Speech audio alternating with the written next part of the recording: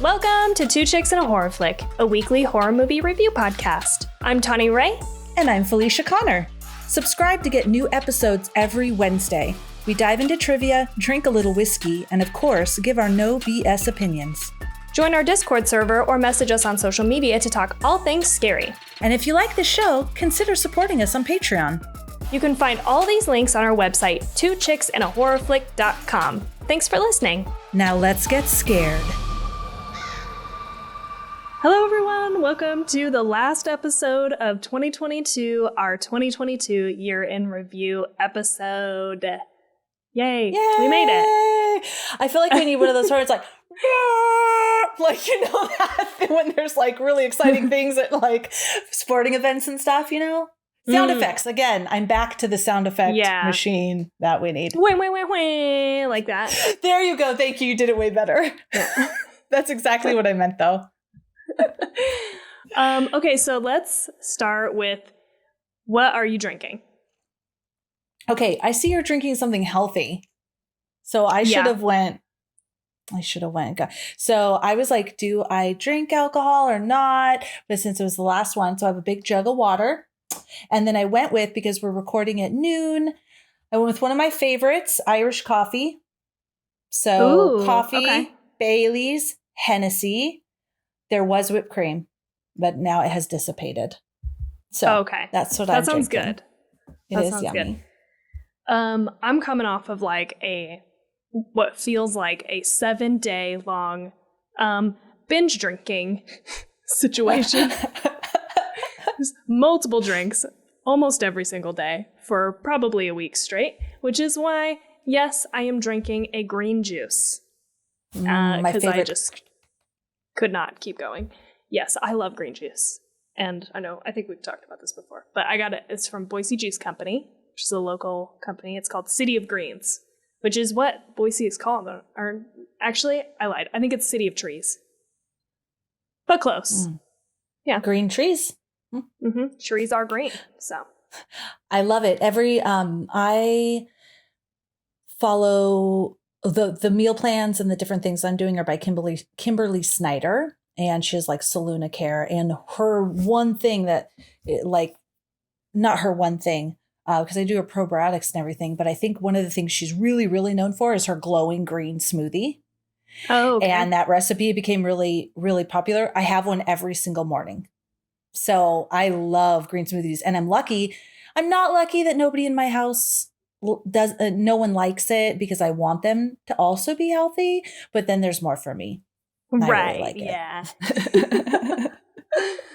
That sounds good. I almost wanted to buy a juicer last year. I think for Christmas, I was like asking people for a juicer, and then I'm glad we didn't get one, because I think they'd be such a pain in the ass to like use and clean, but God, do I love having the juice. So I have a juicer, and you want to make sure that you clean it every single time you use it. But you can, your juices last for like what, 4 to 5 days, four to 5 days. Yeah. In the fridge. So you just make them in batches. This glowing green smoothie is in the blender. So I don't want to bore the shit out of everybody, but it's in the blender. It's yummy. Go look it up. I didn't think about batching the juices, so maybe that'll put me back on the juicer idea. Oh, it's so fun. Okay, I'm going to bore everyone for 1 second longer, because we would go to the farmer's market and like you can be creative, because you should mix it up, what you put in your juices. So have like golden beets is so good in a juicer, and like, kale, and you can just go and like, you know what, I'm going to put these things together. And then you have your staple glowing, I keep calling it that's her glowing green smoothie, but whatever green smoothie you have, with like your spinach and celery and all that great stuff. It's so good. I loved having them. It's just like, oh, you know what? It's breakfast. I'm hungry. Boom, there's my juice. And then sometimes during lunch, let's say it's really busy and you miss lunch. Okay, at least I can have this, and it's yummy, and I'm getting nutrients until I can eat. Yeah. Anyways, this isn't a health podcast, but there you go. No, but I bet we both are kind of thinking about healthier. I know you are with the stuff that you're doing, but I'm thinking that way too. Like, healthier things always, because of course it's the end of the year, beginning of the next year, and you're always like, what am I going to do? What are my New Year's resolutions? Blah, blah, Yep. So, Healthy mind, body, spirit, 100%. yeah. I want to live a long life, but I want to live like happy, healthy, long life. Totally. Yeah, like Totally. we live a long time now for the most part, and that is cool, but it is not cool if you can't get around or you have like, I don't know, medical issues and stuff. That is scary. I was thinking like I already have like a bunch of shit going on, like stomach wise. Like, what is going to happen when I'm old and I'm like in a home and like the only thing that they serve to me is mac and cheese? Like, am I fucked? Am I fucked? Future state anyway. But what else have you been doing? You got updates? Moving on. No. I just felt like it was a good transition. I wasn't like trying to get you to shut up. Please do. Please do. Everyone's like, thank you, Tawny, right now.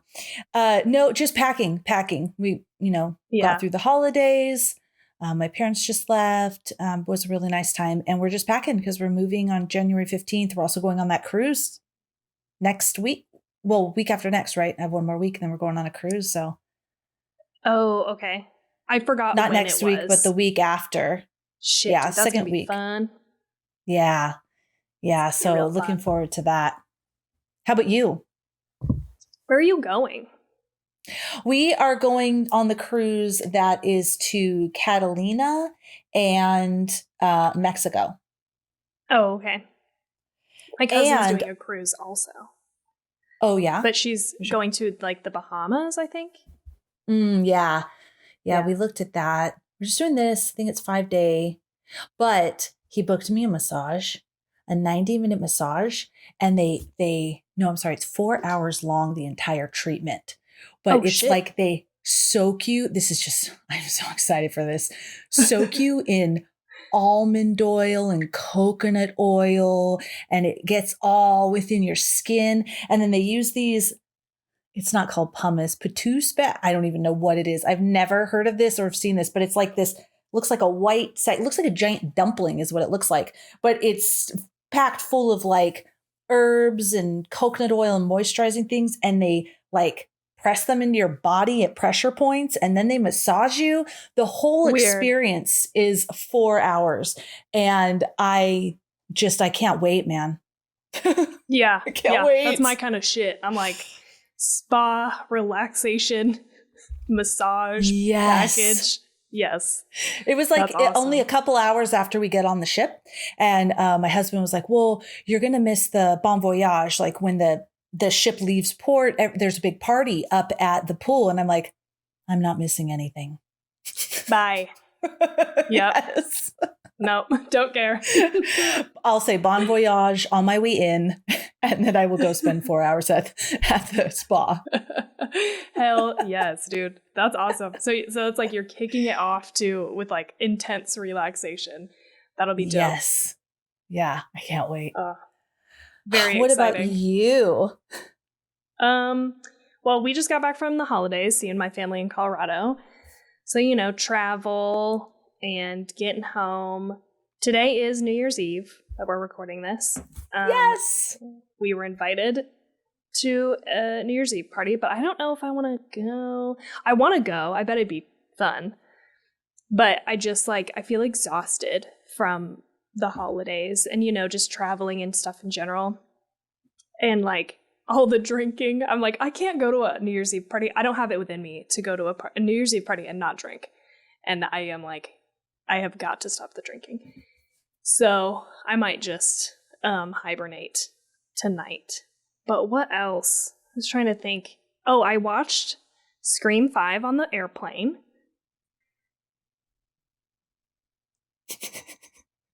Quiet. Okay. I was waiting for you to say something. Sorry. I thought that was an indication of how you felt. No, I just... No, I mean, it was fine. It was fine. We're not like big Scream movie fans here, franchise fans, but it was fine. I wondered if I was going to have seen all the movies leading up to, but I definitely did not. You could just jump in and it was fine. Did you end up watching that one? Yeah, I watched that one. Okay. And I feel the same way. It was enjoyable. I think I'm just really not into Scream and what they're doing there at Scream.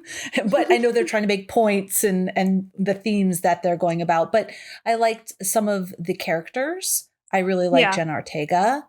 And when it started off, I have to say I was so irritated. And if Josh from Horror Movie Crew is listening to this, I'm sorry, but I was so irritated because I was like, I'm not going to give anything away, but this thing happened and this person is acting like it ain't nothing. And I was so irritated. And my husband actually, so Josh from Horror Movie Crew will like my husband now, stopped and went, honey, it's not supposed to be serious. It's not supposed to be real reactions. It's not supposed to be. And like, he kind of coached me through it. And then I enjoyed the rest of it more. Okay, gotcha. Okay. I know what you're talking about though, and I agree. I mean, yeah, it was just right. But I did watch, I'd watched part of Nope again on the way out because I did movies both ways. And God, Nope is so good. So good. Like, yeah. But aside from that, I think that's kind of the update. Just you got some cool gifts. Oh, I did get some really cool gifts. Yeah, you're right. Oh, I got, I didn't even show you this yet. My mom got me a Child's Play blanket. I don't have it in here, but I'll take a picture and show it to you. And it's like the Good Guy doll, like cover, or like the box, you know? And there's like a tear in it so you can see like Chucky on the inside. It's good. It's really good. And then good job, Mom. Yeah, she was like, there was a bunch of other ones like Michael Myers and blah, blah, blah. And I was like, no. This was the pick for me. Like, this is my favorite slasher. So good job on that. And my cousin got me a like 10 movie DVD. Like there's like 10 movies in this one DVD. And it's great. It's like You're Next. Of course, Nothing Else Is Coming to Me in This Moment. Sinister. There was like a handful that I was like, oh shit, some of these are like some of my favorite movies. So that was very nice and thoughtful. Oh yeah, and she got me, this is what I was going to tell you. This is what I asked for. Because I'm sure you've seen those people on TikTok or Reels, Instagram Reels, and they have like the little tiny microphone. The microphone that's like the size of, I don't even know. Just, it's really small. I love those and I think they're so dumb and like funny. So that's what I asked for, and she got me one of those. And then she got me like a tripod for my phone because I was like, I want to do more TikToks for our podcast TikTok account, but I just need some tools. So I have all that now. And she also got me some red lip stuff. And I was like, thank you. This is so thoughtful, you know? Nailed it. You're like, you really know me. I know. Yeah. I was like, thank you so much for this gift. Yeah. This is exciting. What about you? Did you get anything cool or of note? Yeah, from you. Everybody go to our Instagram and see that The Witch book. I am nerding out. I've been showing everybody, and probably like a lot of the people I show don't even care or understand, but it is so beautiful. I absolutely love that. And yeah, I got some books and different stuff from my mom, some makeup and different things like that. But that's probably the one I want to bring up the most. Okay. I'm glad you liked it. Yeah, I love it. I know we're past the holidays, but I will just give a shout out to A24. They have some of the best gifts for like movie lovers. And if you know people who like A24 movies, they have some really fucking cool like novelty gifts on there. I got Jade. They had the Green Knight. They had like a Green Knight set of role-playing like Dungeons and Dragons cards. Like, and it came with like a book and everything. I got that for Jade because he really liked that movie last year. And they just have like really cool shit. So next time you need a present and you have like somebody in your life that likes movies, go look at A24's website because they have really good shit. The other thing that I did buy for ourselves just yesterday, 2 days ago, is a PS5. So. Nice. Wow. PS5. If anybody is gaming on PS5, send me your name or whatever. I don't really know how any of this works. But bought Elden Ring again on PS5. So playing that again. Nice. Yeah. Yeah, we were going to record yesterday, but needed a little gaming time. Right. Had to get some in. Yeah. Yes. Awesome. I think that's it for updates for me, though. I didn't watch much. Yeah. Sorry. Me neither. I tried to get everybody to watch Don't Worry, Darling again, but my mom was here, and I know she'll love it. But then TT got real sad because she wanted Yaya, is her grandma, to play with her, and so we didn't get to watch it. Yeah, my family was. Mom, stop making us watch. We already saw it. Yeah. Okay. Exactly. But then Steve and my dad and my mom were like, well, let's just watch the beginning and then we'll finish it later. And I'm like, no, that's not how we're going to watch this movie. And they looked at me and Steve goes, Felicia's very, very particular about how you watch the movies she loves. And I'm like, yeah, we're not going to start it and then finish it later. Right. No. You got to commit. You got to sit down and watch the whole thing. Yeah. Yeah. So then we watched an Unsolved Mysteries in the new season. We watched one of those episodes because my mom was still like awake and she's into spooky stuff. And we watched The Ghost in Apartment 14. I believe that was the apartment number. Wow. It was dark, but it's curious because, we've talked about this before. I really want some good, how can you disprove paranormal type stuff? Yeah. So there's so many things where they go, oh, this is what it is. And you're like, yeah, but this is what could have happened.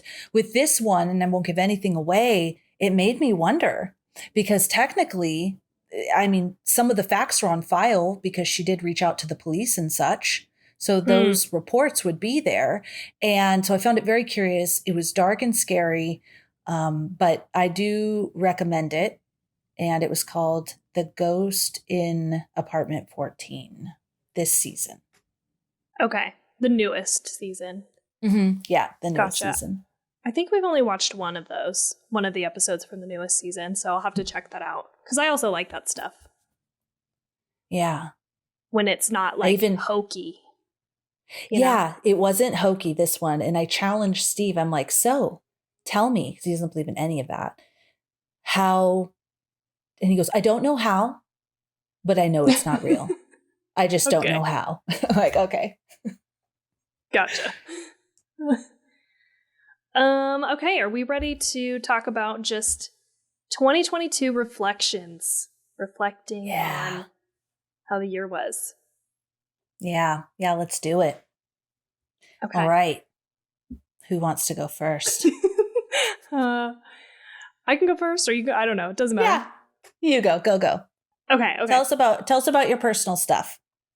Yeah. Your personal highs. Well, actually, I was just going to start with like an overall kind of. Oh, okay. And then I do have the highs that we can get into. But perfect. I'll copy you then. Okay.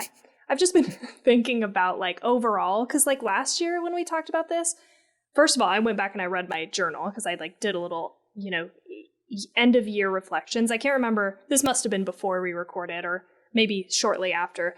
But I wrote, and I think I said in our episode last year that it was the year, for me, it was a year of like hibernation. Like I didn't do anything. I hid from the world. And I said it was the year that wasn't, because like after COVID in 2020, that was like it was like a very big year. There was a lot that happened. And then 2021 felt like it just was like part 2 of 2020 kind of. And it was just like, I don't know, didn't do anything. It was like a purgatory. Exactly. Yeah. So I just did nothing. And I even joked, we have like a little pin board in the living room. I don't know if that's what it's called, but you can put words on it. And at the end of the year, beginning of 2022, I joked with Jade and I was like, we should put up there, leave the fucking house is what I said we should put up there. We didn't. We chose 3 words, and those words were simplify, focus, and fun to kind of like focus on throughout the year, which I feel like we did a good job of. Yeah.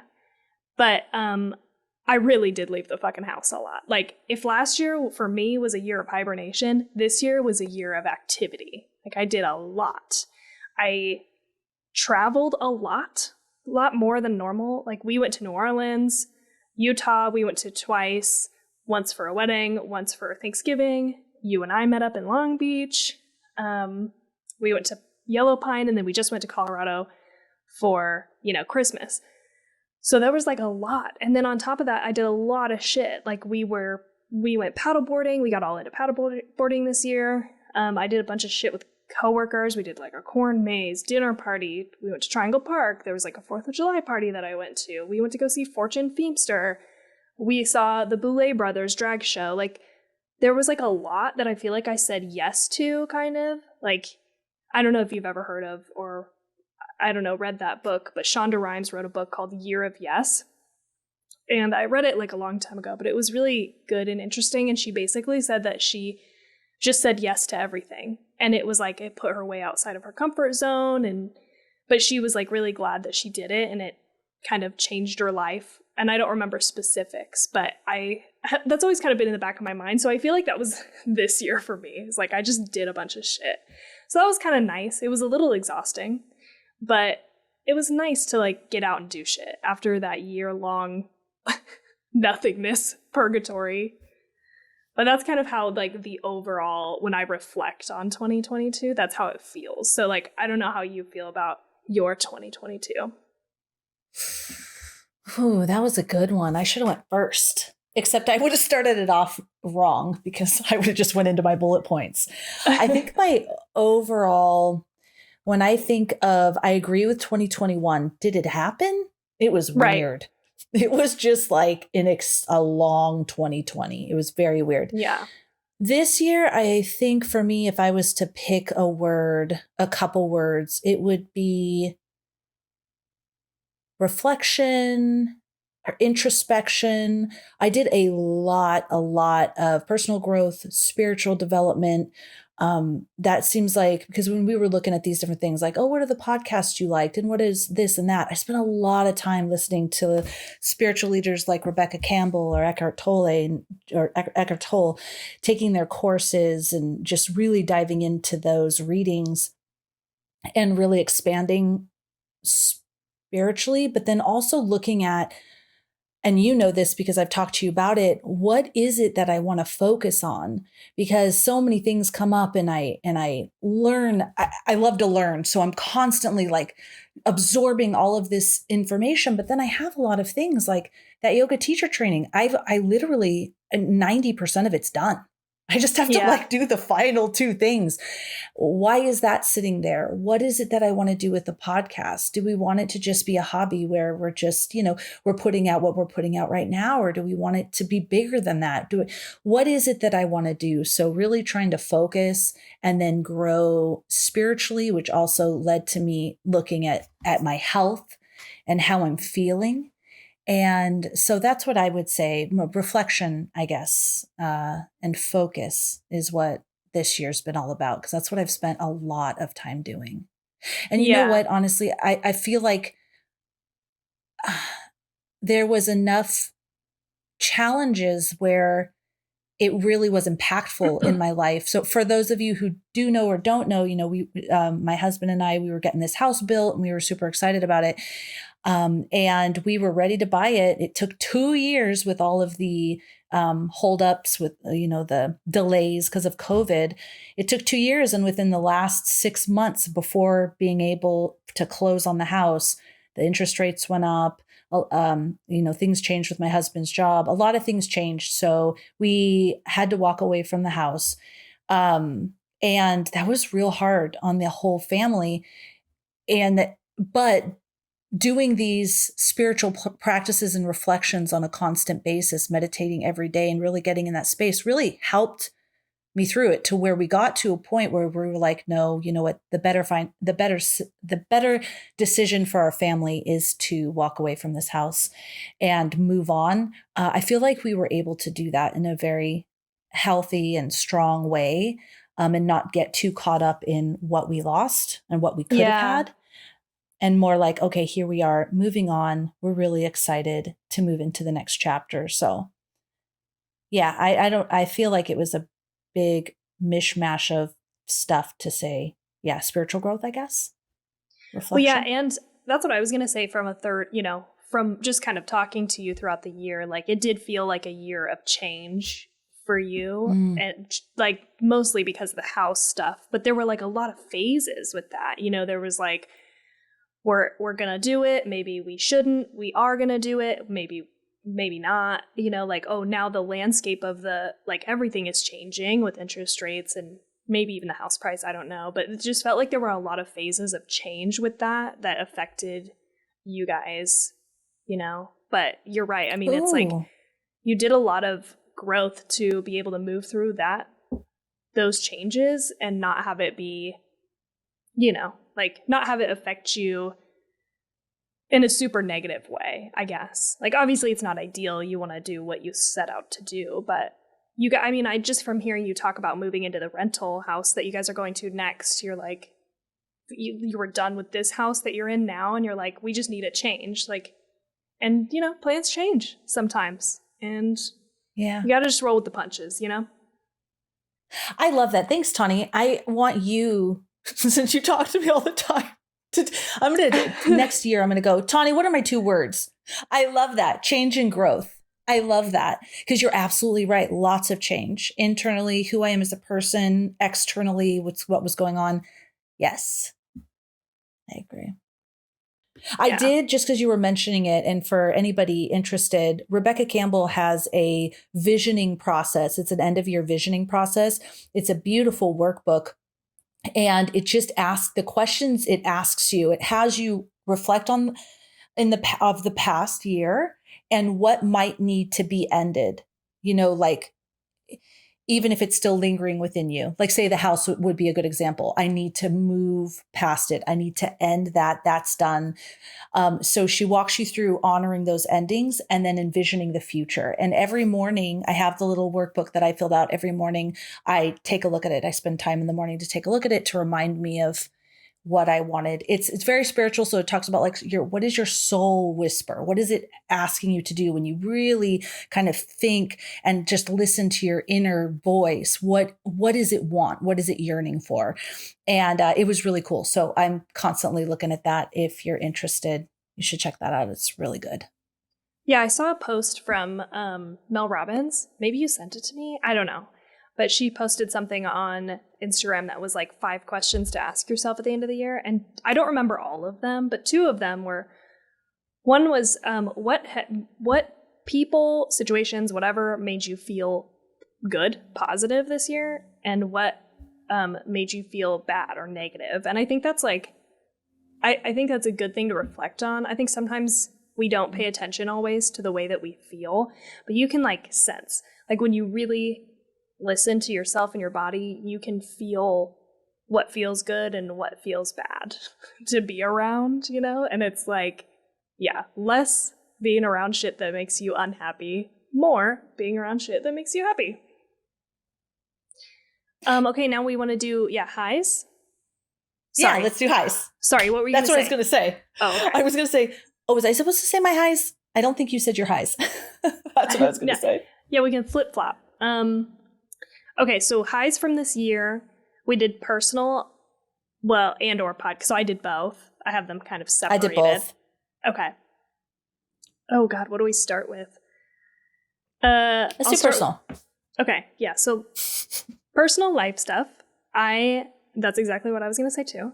I started my new job. So that was really cool. And I feel like has made a really positive impact on my life. And so I'm really grateful for that. Also, going to New Orleans was really, really fun. Jade and I have never taken a trip, just the 2 of us, like a fun little vacation. So that was like really fun. And then I wrote Elden Ring and our new PS5. Maybe because that's so fresh. I don't know. Those are my life highlights. Those are great. I love that. And I love that part of it's gaming. You know what? I love gaming is like this legit thing now that's not looked down upon. Because TT like wants to be a gamer and we'll be out and about or like with family and they'll be like, oh, TT, blah, blah, blah, blah. And I'll be like, no, she wants to be a gamer. She's like, yeah, I want to be a gamer. Yeah. And people are like, a gamer, like especially like my parents and stuff. She's like, yeah, a gamer. I want to next year or maybe when she's 10, whenever it feels right, I want to get her a gaming like a station. Like she likes PC games and things like that. Like I want a desk with a gaming computer. I'm going to set up a camera because she still bugs me. She's like, Mom, you're ruining my business because you never upload my YouTube videos. You're ruining sweetie. You're ruining it, Mom. Oh, God. Love those kids. All right. My highlights, meeting you.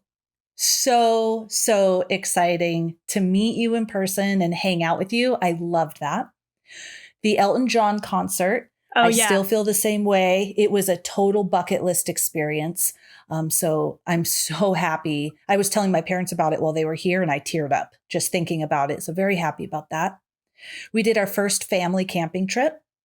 So that was a really cool experience too, being out in the wilderness with everybody and, camping like on a survival show. I'm just kidding. That was wonderful. Also my spiritual growth. My spiritual practice is every single day, which is what I've always wanted it to be. And some stuff that Tawny doesn't know, I really kind of developed that witchy side of me as well. I got like an Oracle tarot card reader certification, a channeling certification to channel. I didn't know that. Okay. Mm-hmm. And just my daily spiritual practice every single day for the whole year, and have really grown tremendously like that. So I'm very happy about that. And ministering my friend's wedding. Two of my friends got married and I was the minister, and it went wonderfully. And it was such an honor to be a part of that. Just one more thing. And just like Tawny mentioned, so yes, the other house is no more, but we are so blessed that we found a new house to move into that I needed a change. I went to Steve and he's like, well, maybe we just stay here for a little longer. And I'm like, I need new energy. I just need new space. And so we found a beautiful house that, in case the landlord listens, I would love to buy from you. It is absolutely gorgeous. And everybody, I still get my podcast studio. So it has a separate office space. So we're very happy that we get to move into that. My two lowest points was the house. And I have a note here, missing recording with a podcast on Elm Street for Jurassic Park. I still think about it. I would have loved to talk about that movie with someone. But I missed it. But that's okay. Damn. I know you didn't ask for low points, but it popped in my head. Now that I'm thinking about it, though, fucking both of us got COVID. That was my low point, I would say. That was awful. 2 weeks of just like the sickest I've been as an adult. It was fucking awful. That sucked. Yeah. Yeah. Well, just know if you get it again, because I got it, again, beginning of December, and I felt horrible. It was a week, so it was a week less. Yeah. So that was good. Yeah, damn, you did a lot of shit this year too. Like I forgot about like the camping and your wedding that you officiated. Like, yeah, it was a busy year. Yeah, there was a lot of, I didn't realize that because when you were talking about how it was a year of yes for you, I thought, oh, I don't think it was that for me, because I'm very much, my favorite day is spending in the house, working on things like, different things and spiritual practices. And just, that's what I love with my little nuclear family. That's what it's called, right? When it's like your husband and kids, like, is that a nuclear family? I think like so, nucleus? But I think a nuclear family is, I think it's like a specific quantity of kids. I think it's like 1 or 2 kids. And maybe if it's 2, it's a boy and a girl. I think that is what a nuclear family is. Well, I definitely don't have that family, but y'all know what I'm talking about. Yeah. But I did say yes to a lot of things. Yeah, let's do this. Let's do these episodes. Let's go to these different places. Huh. Good job, Felicia. Sometimes you gotta say no, though. Sometimes you gotta say, listen, I cannot commit to that. This is, and I feel like you also did a lot of that. You also there were moments where you said, I can't do that. I need to do this for me. And that's what it is. And so that's good too, right? Yep. And I've been studying a lot on how to effectively and compassionately communicate my boundaries. So 2023, watch out. I'm going to be communicating boundaries. Look out. Do you want me to go and start the podcast and then you could do the podcast, like my favorite highlights from the podcast? Sure. Yeah. So our growth, We did slow and steady. And I have more at the end of our episode when we're talking about looking forward about our podcast and podcast growth. But we still did slow and steady. You know, we had a lot of things going on and a lot of changes. So committing to more was something I know for myself, I was, you know, a little worried about or on the fence about, but we still grew. We're at 20,500 downloads now. I think we had over 1,000 downloads past 90 days. And like, I don't know, there may be podcasts out there like, we're at 100K. Well, you know what?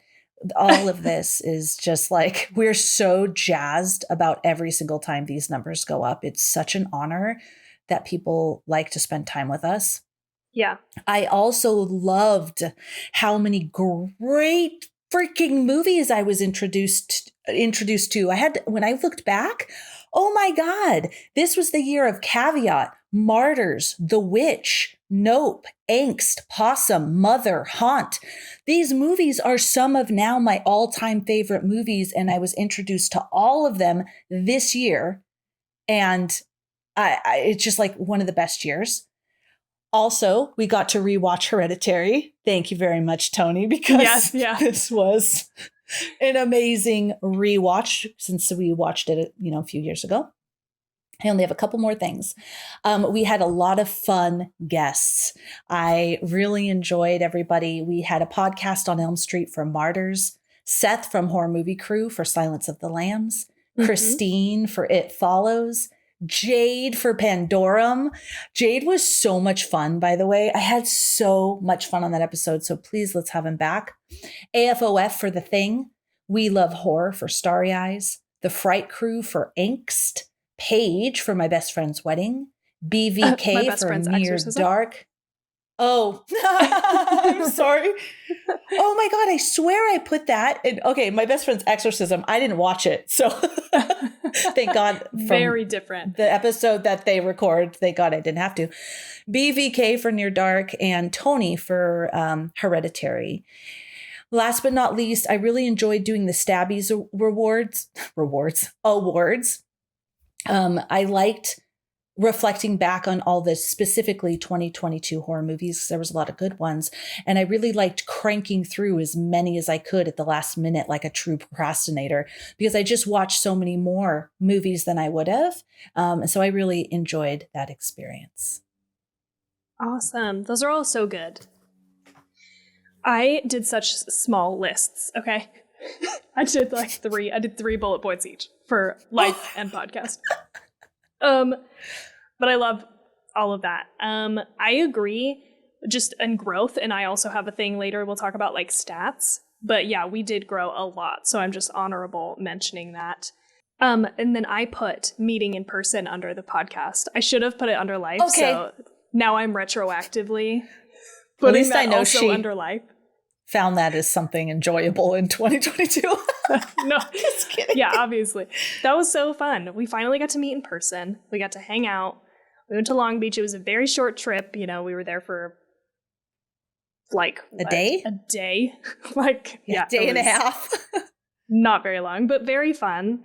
And I would love to do more stuff like that. Maybe just a little bit catered. We talked about this right afterwards, but a little bit more catered towards movies or podcasts or something. Like that event was like a Halloween thing. So like they had a lot of horror movie stuff, but it was like a lot of it was geared towards haunted houses and Halloween stuff. And we like that. But like I feel like it would be cool to go to something a little bit different, a little bit more up our alley.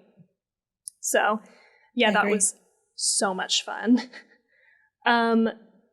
The next one that I put as a podcast highlight was talking about Caveat, having you watch it, having you love it, and then getting a message from the director, Damian Mc Carthy. Oh my gosh, yes. I don't think we ever talked about on the podcast. I don't think so felt either.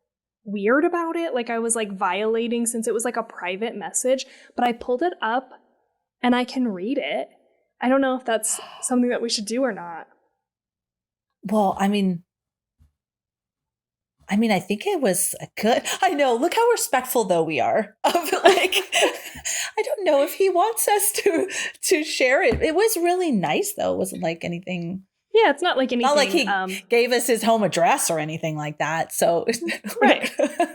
So I'm gonna read it. I got cold chills, by the way, when you said that, because that was such an epic experience. I have never been so excited in my entire life. Well, excited and also nervous, like at the same time. I kept telling Felicia, like, it was a weird dual experience because I have like very much, and I'm sure we talked about this last year, I very much have kind of like a fear of visibility, a fear of judgment, and also a fear of like making someone feel bad. I think that's why we feel bad when we talk shit about movies or specific situations in movies, because making movies is really fucking hard. And even if we didn't like something, we never want to make anybody feel bad or stop people from doing whatever they want to do or creating whatever they want to create, right? Yes. So I have this like fear of all of that. And so when we got a message from him, I was both equally excited and also like very scared. And I just wanted to like crawl under a rock and hide. So that was my experience. But it was incredibly exciting. And I was excited to tell Felicia, and we talked about how to respond and stuff. We got on, had a drink together. We had a little bit of whiskey. We talked about how to respond. So this is the message from him. He said, "Hi, I stumbled on your podcast today, and I usually avoid discussions on Caveat, but got hooked in. Thank you for the embarrassingly good review of my film. It's actually my birthday today, so it was a wonderful present. I've also started pre-production on my next movie. We have a budget and a big crew this time, with producers I really admire.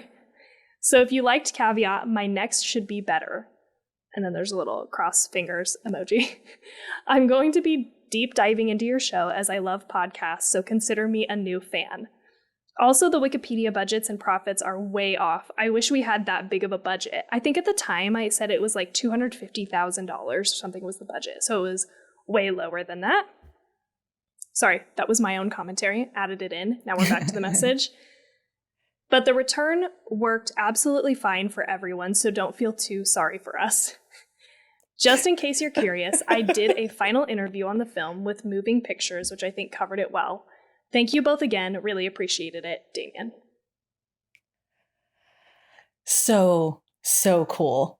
Yeah. Just hearing it again, I feel like I'm reliving it. Thanks, Damian, for taking the time to reach out. And all of you actually, if you think, oh, I want to reach out and tell them this or share this with them or ask them a question. Nah, I won't do it. Do it. We love it. Yeah. We love getting messages and inquiries from people. Yeah, I was going to say the same thing. We absolutely love getting those messages and hearing from people. Like, that's like one of our favorite things. So yeah, send us an email, DM us, get in our Discord and send us stuff there. Like, we love interacting with people. And that's one of the things that I feel like is weird about a podcast. Like, I feel like, and I'm sure I said this last year too, I'm sorry if I'm just repeating myself, but it's like, I feel sometimes like we're just yelling into like the ether, you know? And it's like, we really do want to have interactions with people. And it's just hard to do that, I think, through like a podcast platform, because that is what it is. Like, we just talk and we upload, we broadcast out, but we also want people to engage back with us. And it's hard to do that, I think, through day-to-day life. You know, you're busy. And so it's sometimes when you're listening to a podcast, you think about something you want to say. And then by the time you get to where you can actually send that message, you've forgotten. But like, please, yeah, if you've got anything for us, interact with us however you like to, because we love that shit. Okay, and then my last one that I put for highlights of the pod, I obviously loved having all of our guests on, and I loved being a guest on a bunch of other podcasts. But I will say that my highlight of those, I had to pick my top favorite. I absolutely loved being on the BVK podcast, Bev's Video Kingdom, just because it was so fun.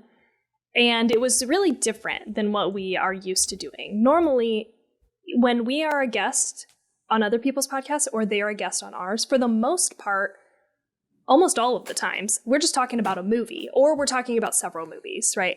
this was like very different in the way that they did a draft of movies, the scariest scenes in non-horror movies, and we got to judge what those picks were and assign scores and decide who won. So that was like super, super fun just because it was different, and we didn't know them before this moment. They reached out to us because they had heard about us through another podcast friend. And so that was really fun to just like jump in with a bunch of people we hadn't really talked to previously, get to know them, and then record and do that very different judging thing. So that was my third official podcast highlight. So shout out to BVK. I hope you're listening to this, or we're no longer friends. I'm just kidding. But I have to say as well, that was so much fun. I noted that we were so amped after that episode that Tawny and I did a watch party. We watched the new, what's that? Good Night Mommy. Good Night Mommy, via like the little watch party app. And that's how amped we were. We watched it till like 1 a.m. We watched the movie together. We never do that. That was so much fun. Night. Wasn't it? Yeah, it was like a weeknight, dude. Yes. I was like, I'm so amped. So am I. Let's watch a movie together. It was so fun. It was fun. Oh, it was a blast. Yeah. Oh, it was a good year. Yeah. There was a lot. What were some of your favorite movies, books, TV shows, music, podcasts of 2022? Not our episode related. Just out there. Okay, you want me to go first? Yeah. Okay. I did just like I just did like different sections of the thing. So for music, I put Bad Omens, duh. That's a very new obsession in my life. And that also led me to Dayseeker and Sleep Token and like a handful of other bands that I've discovered. And so I'm having a music renaissance in my life right now. And so that's very fun. I also, the shows, I really couldn't think of very many shows, but this is what I wrote. I just did a very small list. I think our first year in review, we talked about literally everything we had watched. But I couldn't fucking remember, and I did a bad job of keeping track. I put Stranger Things and Severance as like the top two. Yeah. Sorry, I forgot about Severance. That's why I made such a big... Because we shared that experience. Yeah. That's why I had such a big reaction. For movies, the only one that I wanted to put of note, I didn't watch a lot of movies, I feel like, outside of horror movies, but I really loved Everything Everywhere All at Once. That was a really great movie. And then for books, okay, last year my obsession was romance books. I think everybody knows that. I think I landed at 30 books, 30 completed books for the year. And of those, the only ones that I rated at 5 stars are A Week to Be Wicked by Tessa Dare, A Court of Mist and Fury by Sarah J. Maas, A Rogue of One's Own by Evie Dunmore, and Portrait of a Scotsman by Evie Dunmore. Let me tell you that 3 out of the 4 of those are historical romance, which really shocked the shit out of me. I did not think that I would really like or get into historical romance, but somehow that has also become one of my favorite like subgenre of romance books. And then A Court of Mist and Fury is like a fantasy one, which also shocked me. But what I mean, here we are. Who am I as a person? I don't know. I love it. Those are my top picks and I didn't really listen to a lot of podcasts, to be honest, so. Yeah. All right. Good ones. So I would say my top movies were Don't Worry, Darling, because we already talked about that obsession. The Menu, because I really loved it. And that was one that Steve and I both, it's memorable for me because it's a horror movie that Steve rated like 4.8. And so that was a lot of fun. I also love that, Barbarian, because I went with my middle daughter to see that. It was just her and I, and we had so much fun, and it was a fun movie. So I think the whole experience wrapped up there. That was really, really great. But definitely Don't Worry, Darling is my top. And as you can see, I don't get to watch a lot of non-children movies. So when I have a chance to watch something, it's going to be horror related. Hence the horror, not straying from the horror genre there. My books, the guest list was a lot of fun. I listened on Audible with my daughter in college. So I got her an Audible subscription and we listened to it together. And that was a lot of fun. It's like a murder mystery.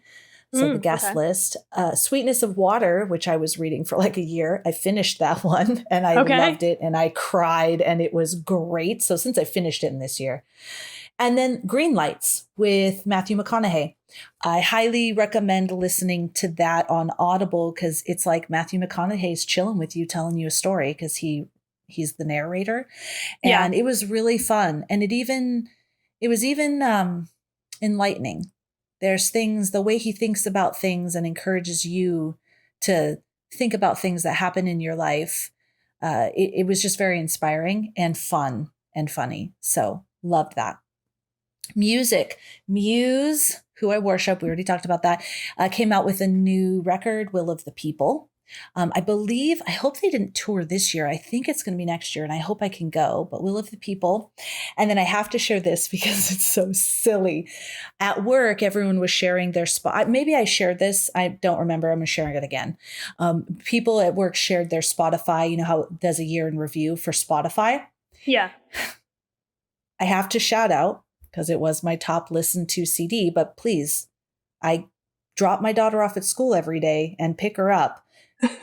Encanto won the prize. My top artist was this woman. And I'm like, who is this? This can't be my thing. Oh yeah. She played Maribel in Encanto. And my number one song was, We Don't Talk About Bruno. No. So you need to listen. It's fun. We sang it today. I sang it with the kids in order to honor 2022. Yes. But all my top were all songs from Encanto because I listen to and sing a lot with my little one, with Titi. You all know her, love her. The one song that I must have cranked an obscene amount, I must have listened to it because it made it to the top 5.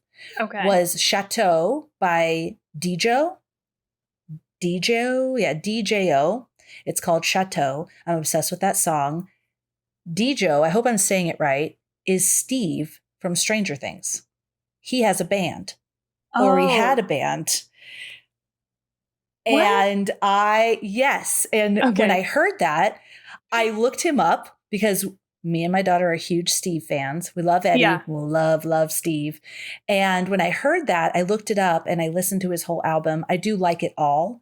But that Chateau song, I became transported. Like, some music just, it gave me all the feels of being young in California summer. I don't even know. I fucking love that song. I must have listened to it an insane amount because it broke through one of the Encanto songs and was number 5. Yeah. Oh shit.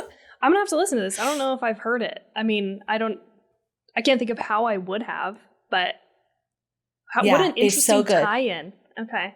Yeah. So that is a great transition to TV. My favorite TV, Stranger Things. We watched the entire show. We started it in 2022 and finished it. Dahmer. Oh yeah. Yes.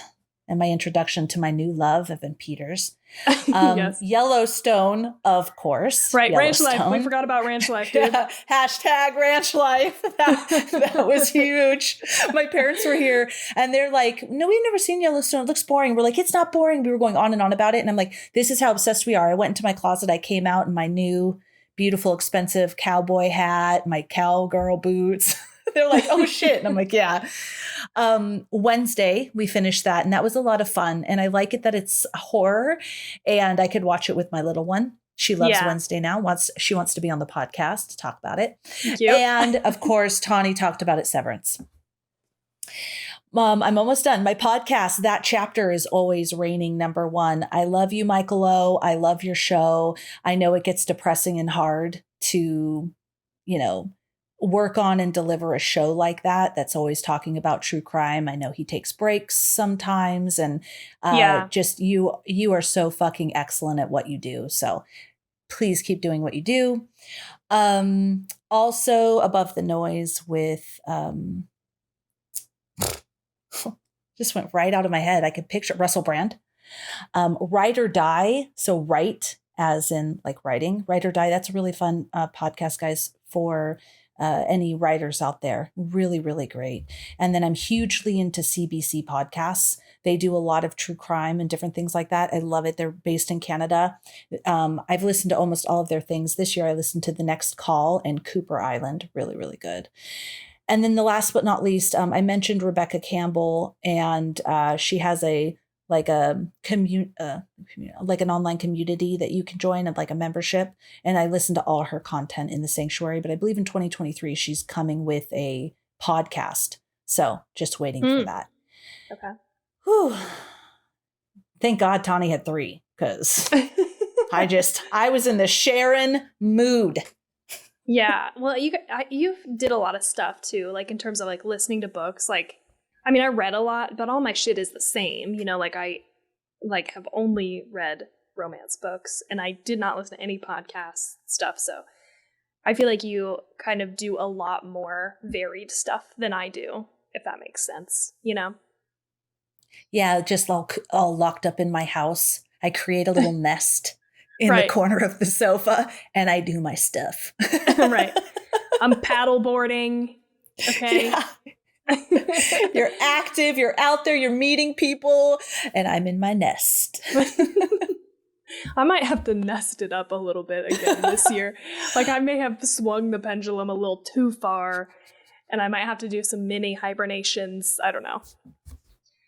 I want to throw in some honorable mentions, because you talked about some horror movies of 2022, and I just tried to avoid any sort of horror. But you're right, we have a handful of movies that we haven't yet talked about that we may talk about in the future, so I'll keep it short. But I also, like, last minute packed in a bunch of 2022 movies because of episodes that we did with Horror Movie Crew for the Stabbies, and We Love Horror for, like, the top 10 list of 2022. So between those, I really crammed at the end, and I missed, like, a handful of movies that I really liked. So, like, Fresh was one of them, Significant Other, what else? And Pearl. I saw that. Yeah, we may talk about these as we go forward, but those were the ones that I feel like stood out. Oh, and The Innocents. We didn't talk about that. Oh, yeah. We're not talking about that because we're going to talk about that. Yeah. We're going to talk about that movie. Yes. Yeah. There were a lot of great movies, like, in 2022. A lot of great horror, a lot of original horror movies. And I think it's the most new movies I've ever watched in a year. Like, I typically just watch shit whenever I come across it. And so that last minute cram made me watch a bunch, and I am grateful, because then it's like, okay, at least I've seen them all, you know, not all of them, but a good handful. So, can I say that you and I both reunited, refreshed, reignited our love, refound how much we love The Night Before. Oh, yes. With Seth Rogen. So every year someone goes, what's your favorite holiday movie? And I always say, like, Elf, you know, it's, you know, funny. But then Steve put on The Night Before, and I'm like, this is my favorite holiday movie. Oh my God. Seth Rogen is, oh my God. It's so funny. Good. And it's got so many good cameos that I fucking forgot about too. Like, you've got the Jillian from Workaholics. That's her name, her character name in Workaholics, but it's his wife. I don't know her real name. She is so fucking funny. And then you have, God, what's her name? From Mean Girls. Shit, I don't remember any of these people's names. I'm sorry. But she's like the ex-girlfriend of Joseph Gordon-Levitt. She is from Mean Girls. Yeah. Oh my gosh. I was trying to figure out. I was like, I've seen her before. What is she from? Yeah, Lizzie Kaplan. Yes, thank you. Yeah, Lizzie Kaplan. That Jillian Bell is the one that you're talking about from Workaholics. Oh, we have Alana Glazer. Oh, yes. From Broad City, Mindy Kaling, Miley Cyrus, Jason Mantzoukas. Oh, yeah. See, I'm like, you watch the movie and you're like, oh, shit. Like, this is your reaction while you're watching the movie. It's such a good Christmas movie. So good. Yeah. Good call. Now I'm going to say that. Yeah, okay, so what's next? Favorite episode. This is the one that was hard for you. It was Yeah, hard for me it's too. blank. Oh, okay. I feel nervous. Yeah, I don't know. You know what? You don't have to pick one. Okay, because part of me is like, I'm still reeling over The Witch. Like that's one I'm looking back and wondering why I didn't give it a 5. Because I'm still thinking about it. And when someone asks me, I'm like, The Witch. I've watched it several times since. When you got me that gift, I swear it's right there. That's why I'm looking in that direction. I truly love it. Even when we went to that horror convention and we met Andy, I apologize if I'm not saying your name right, Andy Sciazko. We'll tag him so you can follow him. I bought a Black Phillip from him and ordered a Thomason picture and something else, another picture with the witch coven. I just loved it so much. And I remember loving talking about it, especially because getting into that research is so fun. But was that my favorite episode? Yeah. Right? Yeah. I don't remember what was my favorite, just sitting there chatting with you. Yeah, this one's really hard also, just because it's like there's a lot of different facets to it. It's like the conversation, the research, the movie itself, like what affects, what makes it a favorite movie. I'll tell you what I put down, but now that we're talking about it, I'm kind of questioning. I put BVK on for ours for Near Dark because it was just so funny, like having everybody shit on that movie. Because again, like we don't usually just like shit on movies, and so it was kind of fun to have like a little bit of a different energy for that one. And then I put Caveat because I was so ridiculously excited to watch and share that movie with you, and then to have you also really love it. Of course, you're allowed to not like movies that I do, but I feel like that's one of my favorite things is to share something that you love and have somebody love it too, and then you get to talk about it and experience it together. So I put that, but you're right. Like I'm thinking of even the conversation about The Witch. I don't love that movie as much as other people or as much as you do, but the conversation about it was really good, and I feel like I do feel like it made me like the movie more than I'd had previously. So it's really hard to judge. I don't know. Maybe we just skip it. Yeah, I agree with you. What's our favorite? All of them. Fuck that bullshit. I'm just kidding. Yeah, all of them. Thanks. Mic drop. Because I agree with you. Caveat, that's one that's burned into my head that I want to watch again. Because I feel like my score could go up even higher. I love talking to a podcast on Elm Street about martyrs. Yeah. I thought we dove into some really cool themes there. The Witch, of course. Angst. What an experience, Yeah, that was... Talking to the Fright Crew about angst and Possum. These are just things that are burned into my head that I just found so fascinating and so curious and so hauntingly beautiful. I remember loving talking to you about Mother. I was so excited. Yeah, that was a good one too. When you brought up Mother, that jogged my memory too. And I can't remember if I told you this, but Michael from We Love Horror, he told me that he really didn't like that movie the first time he saw it, and he's never really wanted to go back and watch it again, but he listened to our episode and it had him change his mind on that podcast. So or on that movie. And so I feel like that was a really good conversation too, because it was like, I was like discovering, you brought the research on that one, so I was like discovering so much about that movie that I just didn't even realize thematically, and it changed kind of my perspective on it too. So you can't, how do you pick a fave? How do you do it? You can't. Yeah. I don't know. There's just so much. This is a fucking great year. I know. This is a great year of movies. It really was. And it was a really great year for discussions as well, Okay. So my top movie should be no shock to anybody was Nope. And my second favorite, I think for the year, was Barbarian. It was just such a wild, I know we've already talked about this a bunch. It was such a wild experience, and I really can't stop thinking about it. And now I want to rewatch it because I want to know what the experience is again. Have I blown this up in my head to be a better experience than it was, or would it be better the second time? I don't know. But those were my kind of top two. And then I'll say my number 3 was Speak No Evil. We did an episode on that. And then I really liked X, so I put that at number 4. And number 5 was The Innocents. But there were other ones like we, mentioned that we haven't talked about that I don't know, maybe might crack the list, but I haven't like rated them or anything. So those were just my top favorite movies of the year. What were yours? Really good list. Mine were for the very top. The number 1 was a tie. I would say The Witch and Don't Worry, Darling. Okay. Both I obsessively watched over and over. The second would be, or next, Caveat. I really liked that movie as well. Nope. Yeah. For sure. Loved that. Hereditary, which I know we watched, but we rewatched it. So I added it because it was a new experience and I loved it. And I also wanted, The Innocents as well. I was so happy that was recommended to us and I watched that. Wow, what a great movie. I can't wait to do an episode on that. Well, you already know how I feel. There you go. Yeah. And then I just added this because I wanted to let everybody know while I was wrapping Christmas presents, I watched The Lodge. Oh, yes. All right. Yeah. And I loved it. Okay. I knew it. I freaking knew it. I loved it.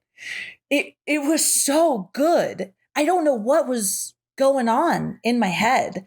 Yeah, so, I also don't remember specifically what issues you had with it, but it would be interesting for you to go back and listen to your own opinion from our episode, see what you thought.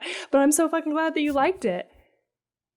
Yeah, I loved it. I had so much fun. What was not fun. Well, yeah. If anyone has seen it, but you know what I mean. Interesting. So those would be the movies that I continually think about. Several of these, all of them really, I actually rewatched multiple times throughout the year. Okay. God, we should do like a part 2 on The Lodge or something. Maybe just a mini conversation because I want to hear your thoughts. I was going to mention this, but I literally just wrote while I was talking mini-sode. Maybe do a mini-sode, and I will commit to re-listening to our episode. Okay. And then we can do a new episode. Felicia's going to do a review of her first opinion of The Lodge. This is going to be our mini-sode. Yes. I think everyone's super excited about this. They're like, yeah. I fucking am. Yeah. Funny. So we're going to move into our most disappointing movies. And I looked at the list and then I thought, oh, shoot, but we're talking about even movies just in general that we've seen. And that's so hard because honestly, if we watched a movie and we didn't really like it, I think I just pushed it out of my mind. Yeah, I just was thinking for these answers, movies that we watched that were horror, not necessarily ones that we watched and talked about, but just like horror movies in general. So for mine, I put My Best Friend's Exorcism, should not be a surprise. Didn't like that movie just because the book was better. And I also put Crimes of the Future, which we have not talked about, but I watched this year because it was a this year horror movie. And it was really disappointing. But I will also add to the list, maybe this is a little bit of a spoiler, I really just didn't like Smile. Oh. I just did not like it. So I forgot about Smile. That was good callback. Yeah, well, yeah, the thing is it's forgettable. And like people made such a big deal out of this movie. And I was like, okay, I don't know. I didn't like it. So, but I feel like, it has to be, for me, for it to be like most disappointing, I have to have kind of like higher expectations for it for some reason. And then it did not meet those expectations. And so that's true for all of those movies. Is like, I thought they were going to be better than they were, and they were just not. So. Yeah, that's a good call. I would say there's a couple that popped into my head that I'm not going to mention because I do feel maybe they deserve a second watch and we're probably going to do them. So I'm not going to mention them. Okay. For me, for sure, though, I don't care if we do an episode or not. Firestarter was garbage. Right. I remember loving the original Firestarter with Drew Barrymore. This one was so boring. Yeah, I did not like Firestarter. They, Them I felt was a very cool and curious idea, but I felt like it was not executed well. I feel like there was missing elements. I feel like it could have been better. Yeah. Started off real scary, and then there were very scary elements and ideas. But I think that it didn't end up being scary. I don't want to say anything about it in case we do an episode. I don't want to spoil it for anybody. Mm-hmm. I have on here The Taking of Deborah Logan. Oh, yeah. Because I remember being very disappointed by that movie and only being really scared by one piece of it. So again, something super, super scary. And I feel like it could have been better. But I remember walking away from that thinking it was going to be a lot scarier than it was. And last but not least, I did put Speak No Evil in a question mark because there were some really great parts, but I was so mad about that one part. And so yeah, it was kind of a back and forth. I agree with The Taking of Deborah Logan for me as a person who had seen it before, because you hadn't seen it before, right?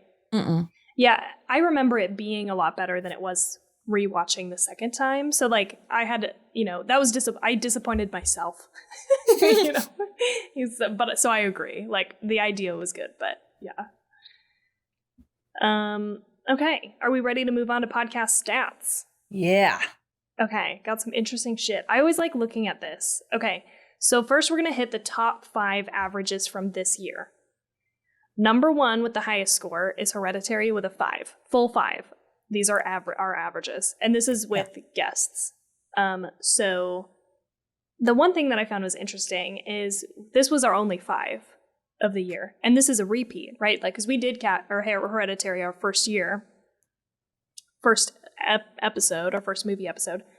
And so that didn't change because we had already given it a 5. But I found that interesting because it felt like we were maybe being a little bit more judicious about not giving out 5, just like full flat 5s to everything. Because 2020 and 2021, we each did 5. We had 3 episodes that all had 5. So I'll get to those in a second. But number 2 from this year was Caveat with a 4.9. Yay. Very close to a 5. Number 3 was Nope with a 4.9. So tied there. Number 4 was The Sixth Sense with a 4.8. I remember being so fucking jazzed about talking about this one because I was like, damn, this holds up, Yeah. That was a great one. And number 5 is Silence of the Lambs with a 4.7. Yeah, Also, we had Seth on that one. Yes, yeah. Also an older movie. And so that's an interesting list. Does any of that surprise you? Yeah, I am excited and surprised that some older movies made the list because Silence of the Lambs and The Sixth Sense could have dropped significantly nowadays with, the technology and the graphics that you can have and different things like that. But they still held up over time, and that's very cool. Yeah. Was there any that you thought would be on the list of top that aren't? Ooh, good question. Yeah, I think some of the ones, if I wasn't to look at scores where I felt like we had really good conversations and I thought that we liked more than when I looked back at scores, were things like Titan was one where I thought maybe we liked that more. Martyrs. Well, that's because I gave Martyrs a 5 and you gave it a 3. So that makes sense. Some things like that, and Barbarian. Because we talk about it so much, and Haunt as well, because I remember we both really liked that. But no, because I definitely Caveat was one of them. Hereditary for sure. I knew that, but yeah, okay. And Nope, yeah, that one too. Yeah. Okay, so then I have the all-time perfect scores. So these are the ones that I was talking about from our first 2 years. This is the list. And it didn't get any longer, of perfect movies because Hereditary is the only one we gave a 5, but we'd already seen that. So our list of our top 5 perfect, okay.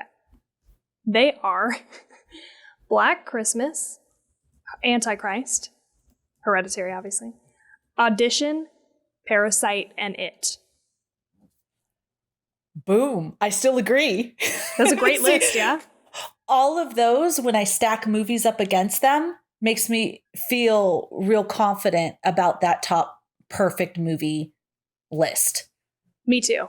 Like all of these are great. I forget about Parasite sometimes, probably because it's not as like horror, it has like horror elements, but some people might not even put it in the horror category. So I forget about that one sometimes, but yeah, this is like our top recommended favorite movies list. And I love that.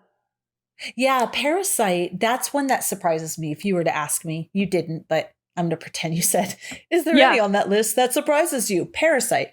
I remember loving it, but I also haven't thought about it since we watched it. So it's a distant memory. Yeah.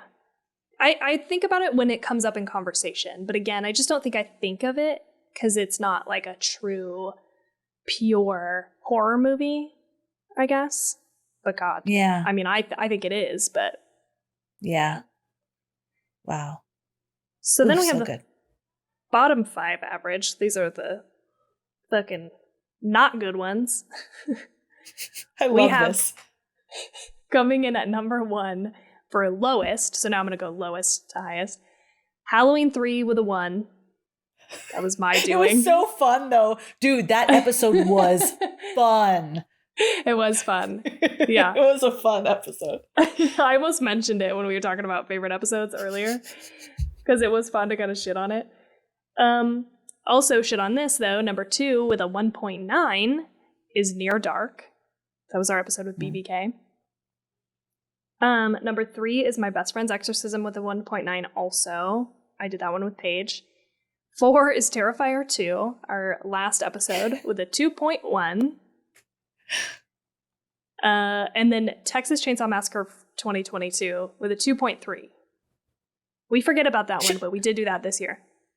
Okay, anything on that you that you thought would be there?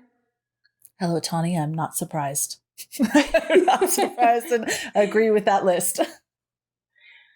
Okay, so then I'll do our all-time lowest score. So this is, from all years. Halloween 3 takes the cake as the lowest score of all time. With a 1. And like the most fun though. Like it was such a fun episode. I can't. Yeah. Oh shit. I know. That one was fun. Then we have Otis at number 2 with a 1.13. Okay. Near Dark came in 3rd. So, we did this also this year. 1.9. Thank you, BVK, for adding something to our lowest scoring movie list. That one was also really fun, though. That was so funny that no one picked it, and we just ended up watching it. My Best Friend's Exorcism was a 1.9, also did this year. Then the last 2 are both 2s, and we did them our first year, the Poughkeepsie Tapes and 31. So those are our bottom all time. Agree with that list. I feel very confident in that list. Yeah. Yep, me too. This Buzzsprout download stats, can't wait for it. I know it's going to be number 1. Unless you're only doing the year. But no, I did all time, yeah. Dude, people loved this. I just can't wait for this. I know. Okay, so just Buzzsprout stats. So now our podcast is now 2.5 years old. 80% of our downloads are from North America. I put 5% is from Canada, thanks to Podcast on Elm Street. And then, now I want to talk about all-time downloads because this was a big deal. You already mentioned it. We now have hit, 20,000, almost, when I looked last night, it was 20,400-ish downloads. We might be at about 500 now since we published. And that is double what we were at the end of last year, which was 9,000. And I didn't, isn't that crazy to think about? I don't think I realized how much, we doubled it over this year. That's fucking crazy. That's so crazy because we weren't doing anything fancy schmancy. I don't even know. We just showed up and talked about movies we love. That's so cool. We even went down a little ways through the year, maybe 3/4 of the way through the year. We did less episodes per month. we decided we would take 1 week off. Yeah. For for a little while. And that's even with less episodes, So I don't know. I just thought that was sometimes, you go through life, right? And it's like every day you don't realize how much progress you're making until you look back. And I was like, wow, that's crazy. That's exponential growth, This just makes me feel like Goldie Hawn when no, it wasn't Goldie Hawn. I think it was Sally Fields. It was somebody. I'm going to find the clip and post it. She was young and she won an Academy Award. And she's like, you like me. You really like me. Yeah. That's what it reminds me of every time. It's so cool that, because we love this. Yeah. We love talking to each other. Other people like when they have time, which is sacred. Yeah. When you have free time in this world, it is sacred. And you choose. This is why we just love you so much and are so honored every time, even if it's by one more download or one more follow. Of all the things you can listen to, of all the things you could be doing in your spare time, you plug in to listen to us and spend time with us. Yeah. Dude, I have cold chills. It's like so epic. I just can't. It's really a big deal. Yeah. It's really a big deal. It's hard to quantify, or not quantify, but it's hard to explain, I think, how cool that is and how weird it is. And I don't know, you're just like, really? That's great. I love it. And we are honored. That's the best word I think that I can think of. So thank you for saying it first. We're honored that you want to spend that time with us. And again, we just encourage you to reach out and connect with us, So that's awesome. And then we have our downloads per episode, our top downloaded episodes of all time. Did you already look at these? I just imagine no one took the number one spot, but if they did, I'll be very excited, but I just don't think they did because it was astronomical. I mean, you're right. It's going to take something to knock Veronica off the top spot here. I don't know. We still don't know what happened here, but Veronica is the most downloaded episode with 1,300 downloads, which is holy shit, insane. Way ahead of everything else. I hope you guys liked it. What a fucking great movie. I loved that movie. And a really cool, true story link there, and so much fun. Yeah. It just blows my mind looking at this. Wow, movie. That's insane. I didn't look at the stats. I assumed, because Veronica was so far ahead of any other episode, that she was still in that space. But yeah, I really don't think, I mean, again, something crazy would have to happen to knock that one off the top spot, because the next one is at 500 downloads. So but when I looked at the stats from last year, end of year, it was at 800. So that is also almost doubled. Not quite, but that's a lot more downloads over the year. So our number 2 was Barbarian with 541 downloads. Nice. Okay.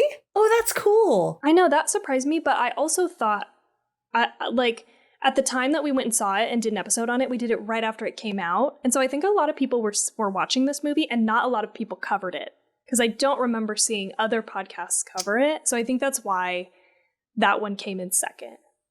Ooh, okay. Note to self for the future. Right. For 2023. File that away. Number 3 was Hereditary with 318. This was part of our top 5 last year as well. We're proud of you all for watching Hereditary. Yes. I wonder if Hereditary Part 2 will rival Hereditary Part 1. We'll have to see. Ooh, yeah. Over the next year. Number 4 was Halloween Kills with 267. Interesting. I wonder if that's also because it was a newer movie. Yeah, and people wanted to know, is it going to be good? What do they think about it? Yeah. Then Midsommar in the last place with 257. Wow, Midsommar. Yeah. That was also our top 5 last year. So, Hereditary, Midsommar, and Veronica. Good luck. Those are the ones to beat out here. Movies. All right. So we're going to move into the listener QA. So I wanted to say And it's going to come up later when we're talking about, Tani has an awesome section here on your biggest goals and dreams for 2023. So I'll give you like a little sneak peek to something that I had. But one of my things was around the podcast, and just planning and organization is one of the things. And the reason I'm getting real serious about this is because we thought of doing this yesterday. And this was totally just with travel and everything. It was my bad. I know Tani was like, my bad. I didn't even think about it. We posted this last night. So we only have 2 questions, but they're good questions. So we are going to share them. And next year, we're going to post this and we're going to let it run for a couple weeks and gather a lot of questions for this listener QA. But thank you so much for the 2 people that did submit questions. And I thought they were good ones. And so we wanted to share them. So the first question comes from that girl, Allison, on Instagram. And the question was, can you guys come on my show sometime this year? Yeah. I love that. Thank you so much for asking. We'd be honored. Let's go ahead and, chat about it. How much fun. Definitely if people have, shows that they want to have us on, we would love to do that. So we do horror movie reviews. We love all things scary, but something else, Tani and I, and if you're a listener, a longtime listener, you know this, we are very, very, very passionate about personal growth and following your passion and inspiring people to get out there and live a life that they are madly in love with. That's what absolutely madly in love with. So any of those topics you want us to come on, we are your gals. We'd absolutely love to meet new people, go on people's shows, do some swaps, do some collabs. That would be so much fun. So thank you so much for asking. I also wanted to just add, I don't get on Instagram as much as Felicia does. Thank God she's there to interact with people on Instagram. I don't know. I'm not very good about being consistent on social media. I say that I'm going to do it, and then it's just really hard to commit to doing that. But I do know that Allison sends us a lot of messages. And so I have interacted with her a handful of times when I do get on our thing. So yeah, that would be totally dope. And is Allison a friend of yours? No, not in life. Oh yeah, but I mean, like, do you know Allison? No. Oh my God, that's so cool. Because Allison, hey, thank you. She does. I'm sitting there chatting with Allison about movies and stuff. And this person knows Tani. No. I thought maybe you knew her from work or something. And I'm just like, oh, I'll pop in there. Hey, blah, blah, blah, blah. So I'm just like talking to her. That's so cool. Yeah, she's super engaging. Yeah, no, we're buds without being like buds in real life or from past experiences. Yeah. So yeah, that would be super fun. And like Felicia said earlier too, we need to look at our calendar and plan out ahead. We're kind of like fly by the seat of our pants people. I agree that maybe we could do a little more planning. So our next question is from Jersey Art Productions, and something really cool. Well, lots of cool stuff about Jersey Art Productions, but one thing is that they are creating a movie. So they are filming a movie, and I met them through a mutual friend, and they're big fans of the podcast. And I actually donated some money to help them get their movie filmed. So that is a lot of fun. They sent me the script. Very, very cool. So really excited about that. These guys are funny. They did a little sketch is what I'm trying to say, called The Zombie Sketch. And so it was a comedy sketch about zombies. Okay. Super funny. And they also have a podcast, Like It Ain't. And that is a really fun podcast as well. So anyways, they're videographers. They do If You Get Married, check them out. Because they videotape that, and it's beautiful. Jersey Art Productions. So this was the question. We might have already answered it throughout the podcast, but what was your favorite horror movie of 2022? So probably 2022 horror movies. For me, I would say Don't Worry, Darling, except it's horror adjacent.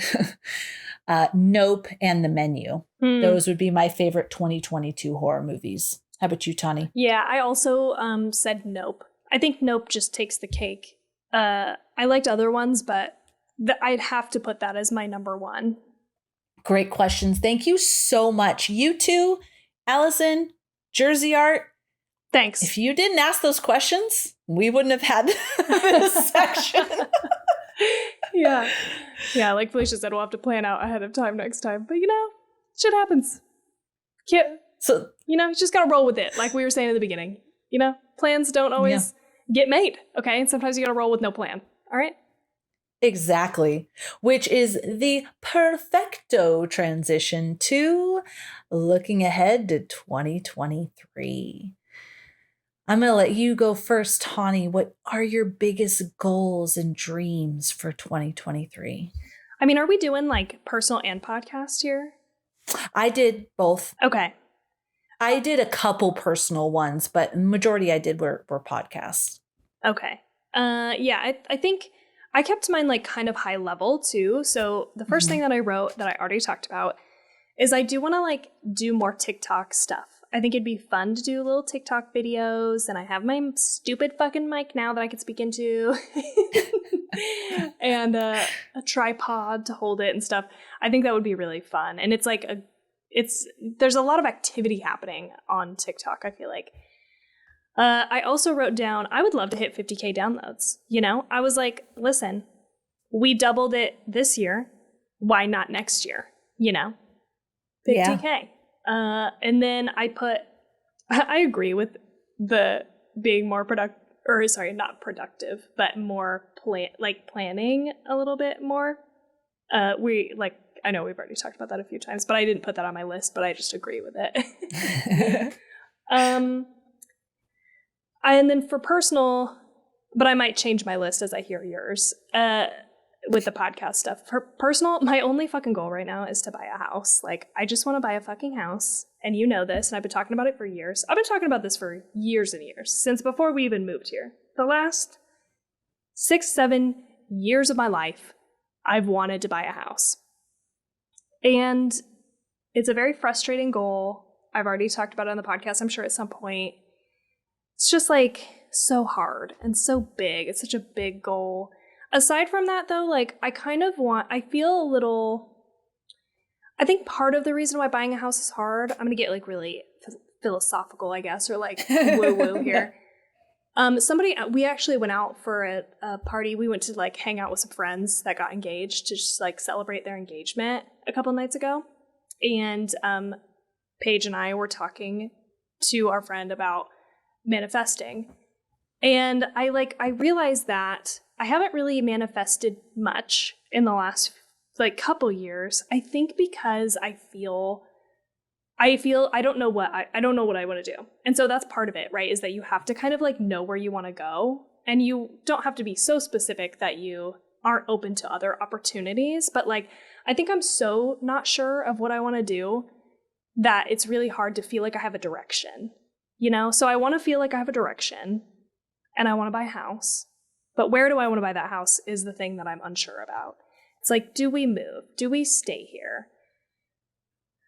Can we even do it? I don't know. So I just would like to feel a little bit more like I have a direction. I think that's just like a personal situation on top of obviously doing healthier things. I want to do more working out because I don't work out at all, and I worry about my future body because very lazy, very much a couch potato. But that's how I feel about all that. What about you? What are your thoughts? Well, I do want to say I love that. And I think with manifesting, instead of getting too specific of I want to manifest a home in this state, is just that visualization and focus on buying a home, being handed the keys to the home that you bought, and you're moving in with Jade, and the joy of having that home, because the universe is going to have what it has for you. Then you might think, oh, I really want this specific area of Idaho, but who knows, you end up in Montana. I'm just kidding. But you know what I mean? Like, these things will unfold. And Rebecca Campbell, this actually really helped me when I was going through the home situation at the end of the year. She was talking about a couple years ago, maybe it was, that she did a ton of research and wanted to be in this specific area, and her husband found a home. And the day before they were supposed to close and be handed the keys, things fell through. And that was right before Christmas. And they were like, oh my gosh, well, what do we do now? What do we do? Do we move back to Australia? Do we move to this area? Do we do this? Do we do that? And they were kind of just like, this was the home we thought was our home. This was the one. We were ready to move in the next day and it's gone. What are we supposed to do? And then she was looking at all these areas, and one day something pinged to her about check out Glastonbury. And she was like, because she's in England. And she was like, okay, I never thought about that. They found a home. It was a rental home, but it was beautiful and it was perfect. And it was better than the one they were supposed to be closing on. So they moved in. Come to find out, that home, the landlord wanted to sell it.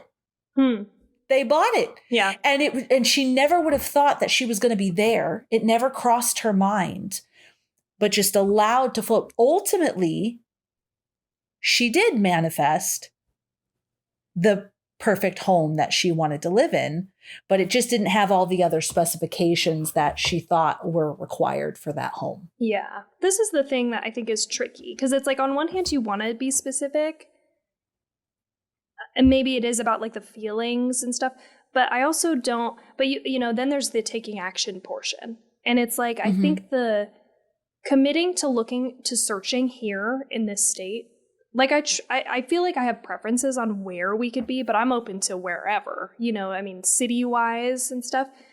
But it's like the actions is like, I haven't fully committed to searching and looking. And if I did, I feel like shit would fall into place, you know, a little bit. And so that's the thing that I'm like, do we want to live here? Do we want to look somewhere else? I don't really want to leave friends and family, but I also want it to be affordable.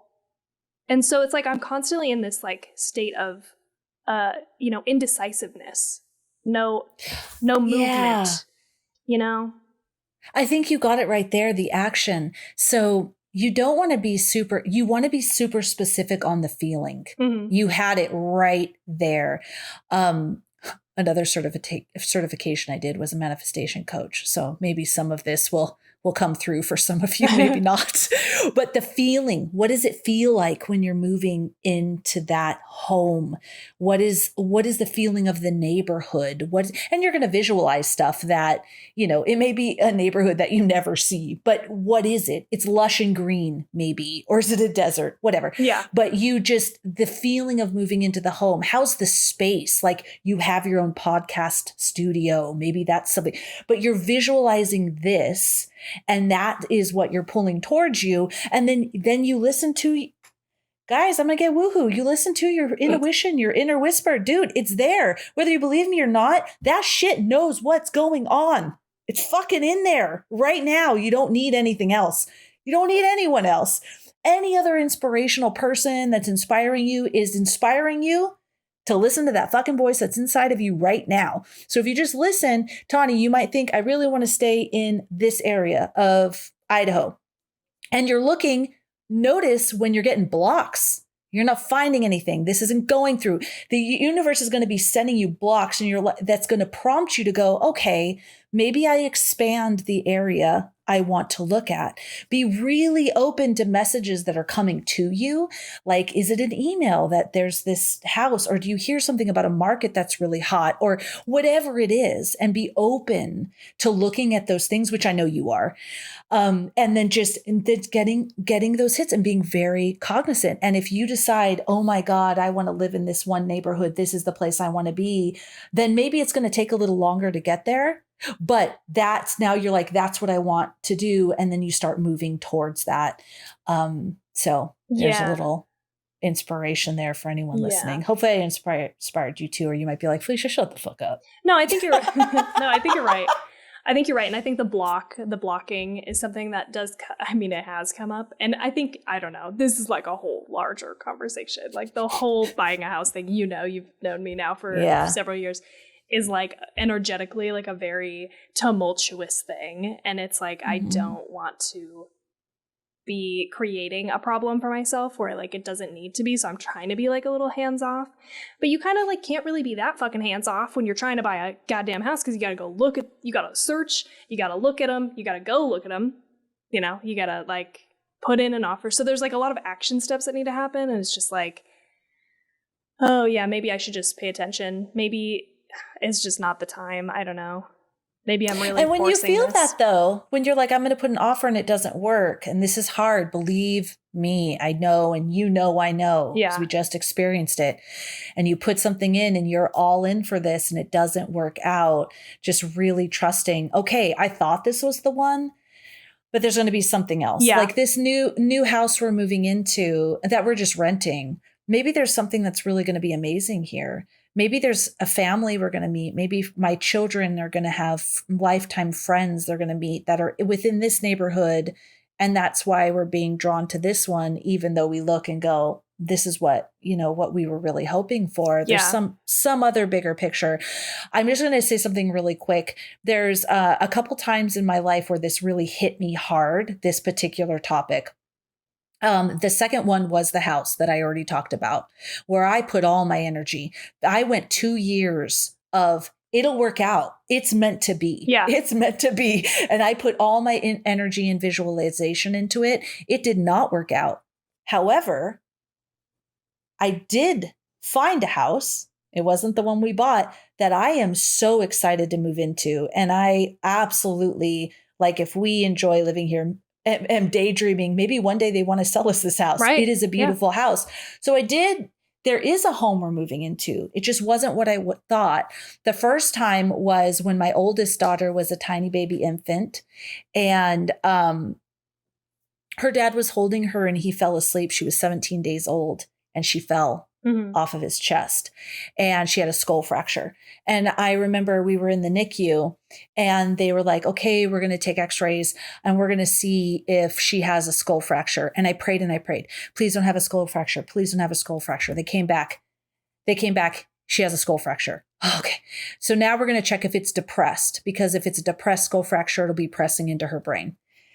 There I go praying. Okay, please don't have a depressed skull fracture. It was depressed. So then the next thing was, now we just have to wait for 6 months. And as her brain grows, see if the depressed skull fracture cuts into her brain and causes problems. The fracture opens as her brain pops out of it, or it heals. We'll have to wait and see. Hey, just let us know if anything weird happens. Okay, it's my first fucking baby. Oh my God. Everything Terrifying. weird is happening. Yeah. Right?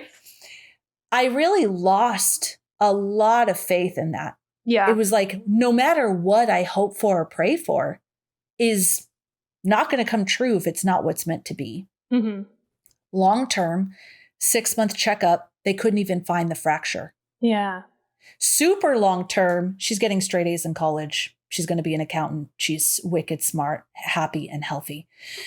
What I realized is ultimately, I wanted her to be okay. Right. Yeah. Yeah. Whether it was depressed or whatever it was, ultimately, the ultimate thing was that I just wanted her to be okay. Yeah. And so those two are two big situations where it really kind of tweaked my thinking on how I think about what I'm bringing into my life. Yeah. Well, and it's like, you know, you can't, it's like you just got to keep that. You got to keep it going, even if, you know, plans change, because better things do come along, you know? Yeah. And so it's we not want like a home. Wasted energy, Yeah. right, on that house because you were prepping for this house, you know? We want a home where everyone's happy. Everyone loves their space. I have space to do my creative work. My children have friends in the neighborhood. It's safe. These are the things I want, right? Yeah. Versus a specific home. This is what I ultimately want. Now, moving forward, though, I would love to own a home. Yeah. So now bringing that in, and a home where we're all happy in and we all have our creative space, and then we'll see where that takes us. Yeah. Yeah. Okay, sorry. That was a lot about me. I hope you don't feel lectured at. Okay. No, I do not. You know me well enough. We love to inspire each other. Tawny inspires me all the time. So yeah. No, that was good. I just feel bad because I feel like I made that whole section about my personal life goal, not necessarily our podcast goals. Again, everything happens for a reason. And I'm hoping that someone was listening to that and going, oh, I feel the exact same way, and hopefully feel inspired from that. Yeah. My big goals, I want to end with the one related to the podcast, because that's where I want to spend the most little bits of time. But personal goals, all about focus, because Tawny knows me. I made this, I consume, and I get really excited about things. So personal goals, finish my 200-hour yoga teacher training. Like I mentioned, I feel very drawn to this. So many times throughout my life, I felt drawn to yoga. I have a very, very intense emotional reaction when I practice it. Maybe I think I would love to share that with the world, and I already have kind of an outline around it, but I'm very close. I have 90% of the work done. So I'd like to finish my 200-hour yoga teacher training and add on. I also have next for a 20-hour restorative and yin. I'm going to keep it real. And so I'm only choosing one. I'm going to choose restorative for now. And so I would love to finish my yoga teacher training and with an emphasis on restorative. And that's a 20-hour. So that's my number one. And my number two, which was the same as freaking last year, and I need to get out of my damn head, and it's finish my book. Tawny mentioned it earlier, and it's absolutely fear that's holding me back. It's fear of it won't be good enough. It's fear of what people will say about it. You were bringing this up when we're talking about people's feedback and being visible. Yeah. Taking something that you've put so much love into and sharing it with the world and having it be attacked and whatever the case may be terrifies me. I need to let that shit go. And I'm going to finish. I have one book, even though you can finish more than one book in a year. My book, the one I'm working on, my horror book. I've made it very specific. This one I would like to finish, and my teacher training. Okay. After listening to Tawny, I'd love to get out more too. Steve and I wanted to do some little hikes. And so I really want to make that happen in 2023. Now for my big goal is all podcast related. And I have the title of Go Big or Go Home. Okay. Hopefully Tawny's in for this. Tawny knows that I've gone back and forth where we both love the podcast, and I love the growth that has happened very organically with us putting in as much as we could with everything we have going on. And there was a point of time that only Tawny knows where we do put in a lot of time into the podcast. And I was like, if we're not going to grow it and it's only a hobby, do we put in as much work as we're doing? Or should we pull back? And I went through this crisis around the time where we were kind of losing the house. Like I went through this whole crisis, and Tawny was beautiful and gracious about it. And I would really love, if you're game, to go big or go home. And what that means is, and not go home. That sounds so dramatic. We're not going to end it. Yeah. We can continue doing what we're doing. But I would love to have more types of episodes, especially for YouTube.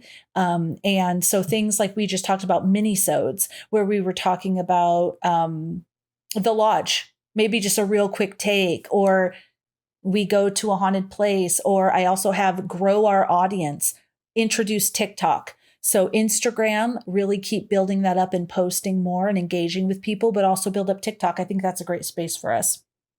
Become more organized. So here's where we're going to have some people, even if it's just for a couple or a few months out. Continue with guests and guest appearances. Super, super fun. And all about growing our episode. This was a year too for my husband, and it's his own thing. I don't want to share too much, but he also has an entrepreneurial spirit, and he doesn't know like how he wants to take that passion and where he wants to focus it. And he suggested, I would love it if your podcast, your two podcasts really grew, and I would love to help with that. And his big kind of passion and attention is on YouTube. So he's huge. He watches YouTube all the time. He's a huge Mr. Beast fan and has watched all the videos Mr. Beast talks about what they put into growing their YouTube channel.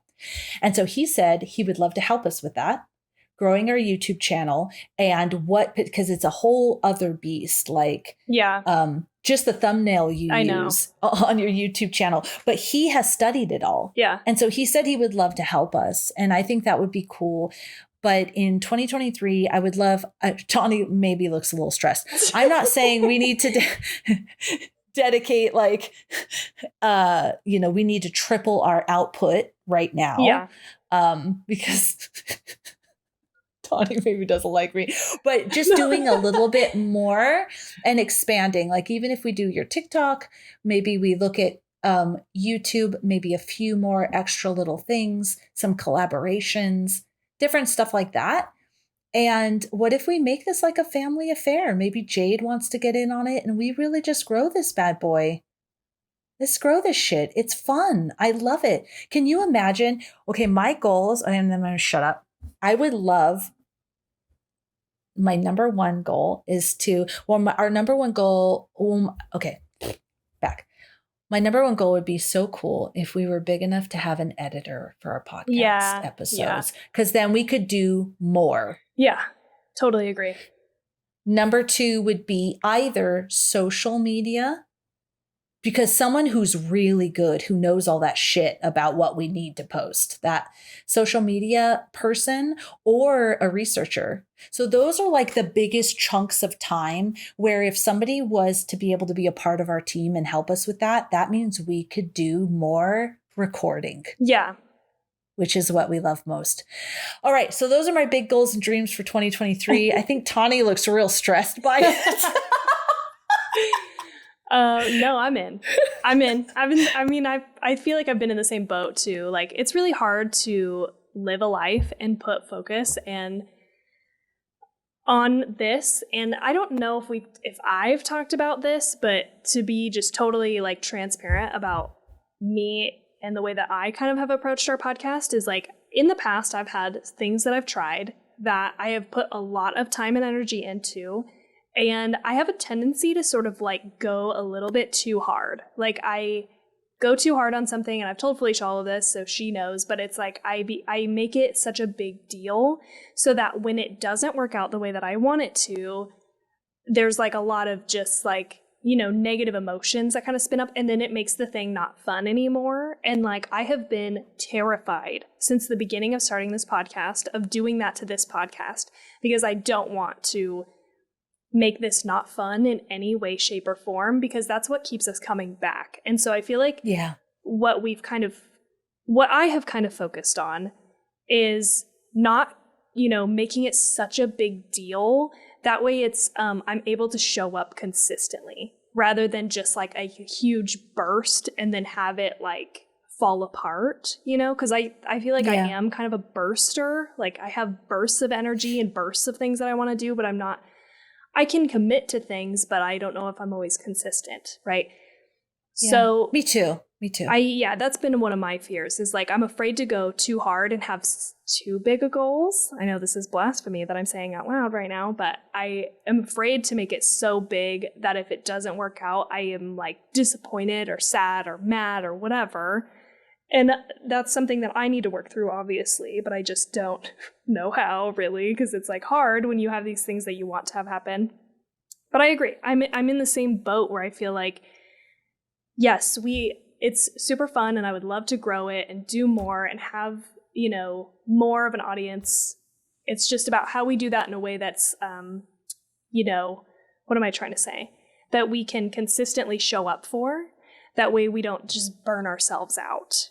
Like I just don't want to put ourselves in that situation, but so that's why I looked a little stressed, because I'm thinking about fucking YouTube is like a whole thing. Like I totally get having Steve's help, and I think that would be really great. And it is a whole different ballgame. The content, the editing style, like all of that kind of wrapped. So that does stress me out a little bit, but I'm fucking here for it. I'm ready to keep it going, blast off, And maybe all those elements where, the cool graphic elements that pop in and out, maybe we wait for that for our future editor person who's going to join our team down the road, and they can add all those elements. We can pick what elements. Those were just top of mind of places where I think we would be really good at growing at.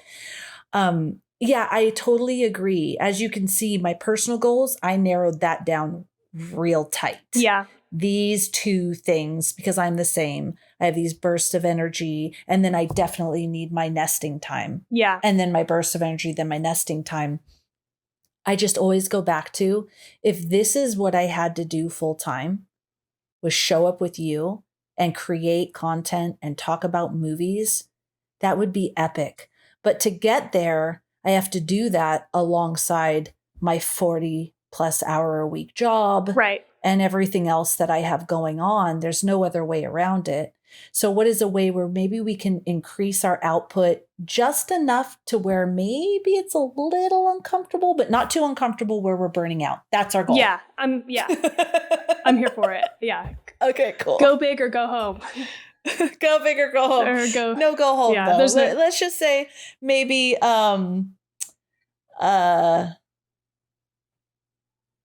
we're in it to win it. Maybe. I like that's more positive. In it to win it. In it to win it. Go for the gold. I'm going the distance. We're going the distance. Yes. I love it. No, I love that. That's all really big and scary, but also exciting. And so I'm down. I'm down to clown. All right. Awesome. Our next topic is going to be short because I have no freaking idea what we're going to do for our birthday plans. I know. We didn't talk about this beforehand. Again, the planning. I would love to do another thing like we did last year. We did last year a birthday party on Discord. I think that's something that we could definitely do again. Mm-hmm. Me too. I liked Discord too. Yeah. Because it's easy to pop in and out. People don't feel super intensely obligated because they're not on a Zoom video. I love seeing people, but the Discord atmosphere, like you can come and go throughout the night very seamlessly. And it was a lot of fun. Totally. Yeah. Yeah, we got really good feedback on that. So I'm down to do that. Aside from that, I think we can talk more. I don't know if you have other thoughts that you want to talk on the episode about, but we can talk more about other options that we could do for fun things, maybe. Yeah, I definitely want to do the Discord birthday party. I enjoyed that. I think it's easy for everybody with their busy lives. And so we will be doing that. I'm going to say it officially. Okay, we've committed. But we have committed now. As far as the date, it'll be around our birthdays. There we go. I'm the 30th. Tawny's 31st. Yeah, end of January sometime. And episodes that we're going to be doing this month, we have no idea. So definitely listen or look at our social media to find out more. Yeah. Is that it? That was so fun. That was fun. Maybe it was so much fun. I loved looking back. We hope you guys enjoyed it too. Yeah. I always find it really interesting to look at these stats for the end of the year. And so I also hope that other people find it interesting. I'm like, there's always things that surprise me, So I hope people like it. Yeah. If anyone hears my dog, it's too late for us to pause. We're near the end. Yeah.